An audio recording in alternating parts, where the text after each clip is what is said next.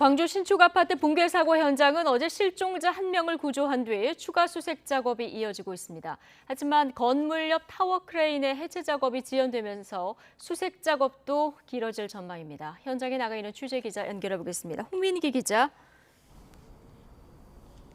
네, 광주 화정동 붕괴 사고 현장에 나와 있습니다. 네, 실종 닷새째입니다. 오늘 수색 어떻게 진행되고 있습니까? 네, 오늘 수색은 아침 7시 반에 시작됐습니다. 구조대원 85명 등 200여 명과 함께 수색견 8마리도 투입됐는데요. 어제 저녁 지하 1층에서 실종자 6명 가운데 1명의 시신이 발견됐습니다. 발견된 60대 남성은 사고 당시 창호 작업을 하고 있었던 것으로 전해졌는데요.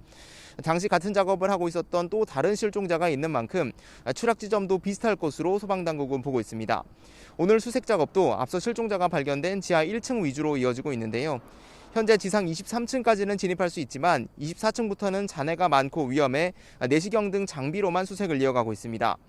한편 전문가들은 붕괴가 일어난 22층부터 38층 사이 콘크리트 타설 작업이 부실했던 점을 사고 원인으로 지적하고 있습니다. 겨울철에는 바닥 콘크리트 작업을 마친 뒤 2주 이상 말려야 충분한 강도가 생기는데요. 현대산업개발은 12일에서 18일 동안 양생 작업을 거쳤다고 밝혔지만 실제 타설 기록이 적힌 일지를 보면 짧은 경우 6일 만에 다음 층을 올린 경우도 있었습니다.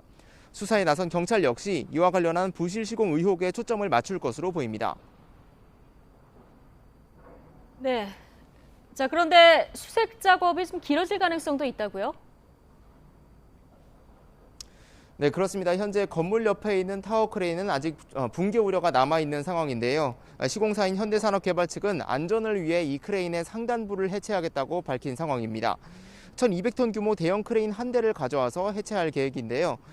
그런데 원래 내일 모레, 그러니까 월요일에 완료 예정이었던 해체 작업이 다음 주 금요일까지로 늦춰졌습니다. 해체 크레인 조립과 타워 크레인 보강을 동시에 진행하려고 했는데 작업자의 안전이 확보되지 않아 계획을 변경할 수밖에 없었다는 게 현대산업개발 측의 설명입니다. 해체 크레인 조립 작업도 집안 보강을 위해 이틀에서 사흘로 기간이 늘었는데요.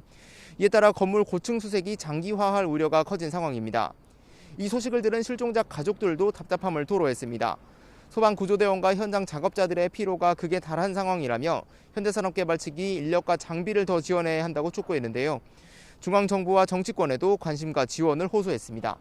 지금까지 광주 화정동 붕괴 사고 현장에서 YTN 홍민기입니다.